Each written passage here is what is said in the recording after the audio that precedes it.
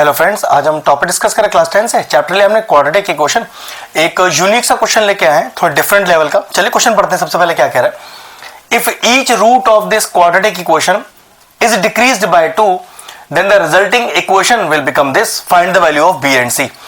एक quadratic equation given है, अगर उसके दोनों रूट्स को दो दो रिड्यूस कर दिया जाए तो वो इक्वेशन इसमें ट्रांसफॉर्म हो जाएगी।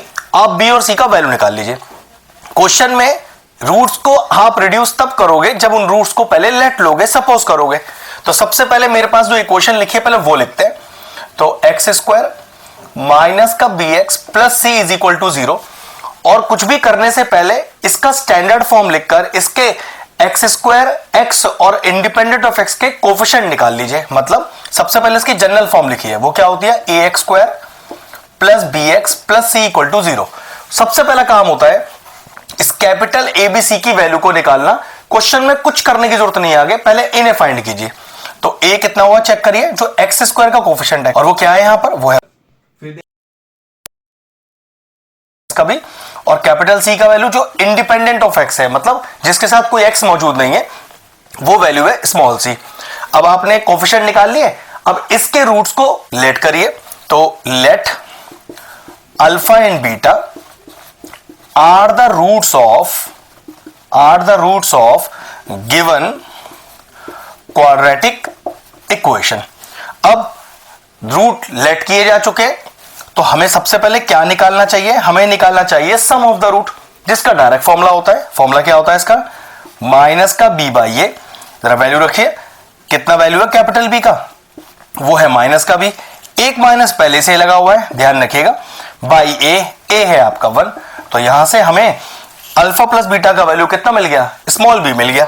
इसी तरह से प्रोडक्ट ऑफ रूट का फॉर्मूला लगाइए, जो कि क्या होता है सी बाई ए। सी कितना है, स्मॉल सी, और ए कितना है 1। तो हमें यह बात तो पता चल गई कि जो गिवन क्वाड्रेटिक इक्वेशन है उसके जो मैंने रूट्स को लेट किया उससे सम और प्रोडक्ट तो मेरे पास ये आ गया। अब क्वेश्चन का अगला हिस्सा देखिए। अकॉर्डिंग टू क्वेश्चन अब इन दोनों रूट्स को दो दो रिड्यूस कर देते हैं। तो रूट्स क्या थे हमारे पास, अल्फा और बीटा। चलिए इन्हें रिड्यूस बाय 2 करिए, तो न्यू रूट्स की बात कर लेते हैं। तो न्यू रूट्स क्या हो गए आपके पास, एक रूट हो गया अल्फा माइनस 2 और दूसरा रूट क्या हो गया, बीटा माइनस 2। ठीक है, कोई दिक्कत तो नहीं है। और ये रूट्स एक्चुअल में इस इक्वेशन के हैं। तो चलिए इस इक्वेशन को वापस लिखिए। तो एक्स स्क्वायर माइनस का 2x प्लस का 1 इज इक्वल टू 0। फिर वही जैसे आपने इसको स्टैंडर्ड फॉर्म में लिख के इसके कैपिटल एबीसी निकाले थे, अब ऐसे ही उसको भी स्टैंडर्ड फॉर्म में लिख के उसके कैपिटल एबीसी निकालिए। तो A X square plus B x plus C is equal to 0। यहां से देखो कैपिटल एबीसी का वैल्यू कितना आएगा, ए आएगा 1, बी आएगा माइनस का 2 और सी आएगा 1। और अगर आपके पास एबीसी का वैल्यू आ गया है तो फिर वही करना है, सम ऑफ द रूट निकालना है, प्रोडक्ट ऑफ द रूट निकालना है। लेकिन इस बार हमारे पास रूट तो हमें पता है क्या है, तो चलिए सम ऑफ द रूट निकालते हैं।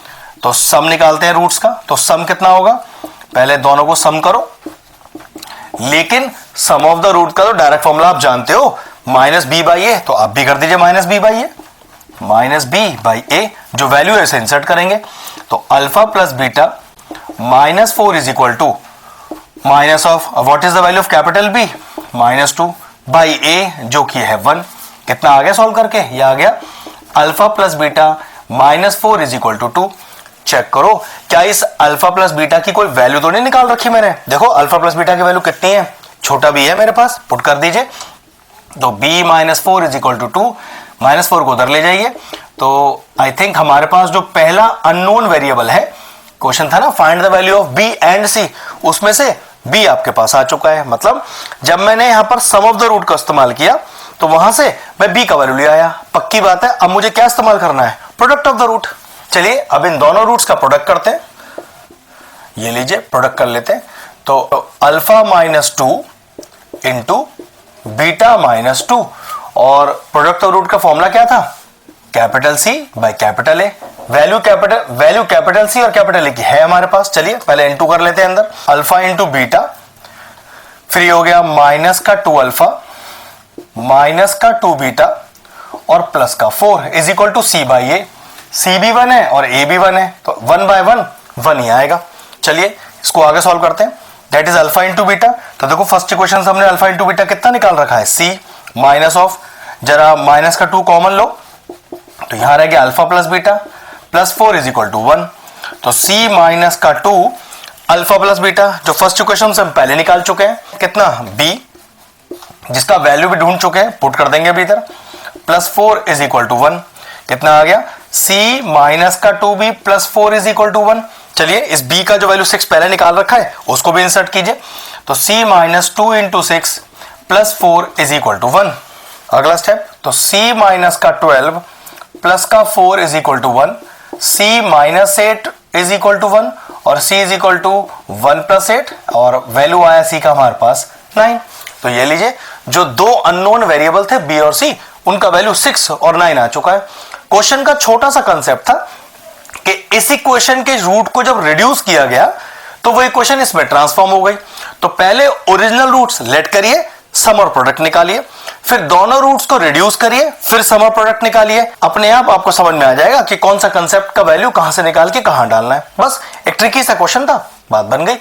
अगर इस तरह के और इंटरेस्टिंग वीडियोस देखना चाहते हैं तो चैनल की प्लेलिस्ट में जाएं, वहां क्वाड्रेटिक इक्वेशन की सेपरेट प्लेलिस्ट बनी हुई है, वो प्लेलिस्ट मैं एंड स्क्रीन में भी डाल दूंगा और सारे इंपॉर्टेंट चैप्टर्स की प्लेलिस्ट के साथ जाकर उन्हें भी चेक कर लीजिएगा। एक शानदार सा क्वेश्चन, या कह सकते हैं एक बेहतरीन क्वेश्चन फिनिश हुआ। वीडियो फिनिश करते हैं।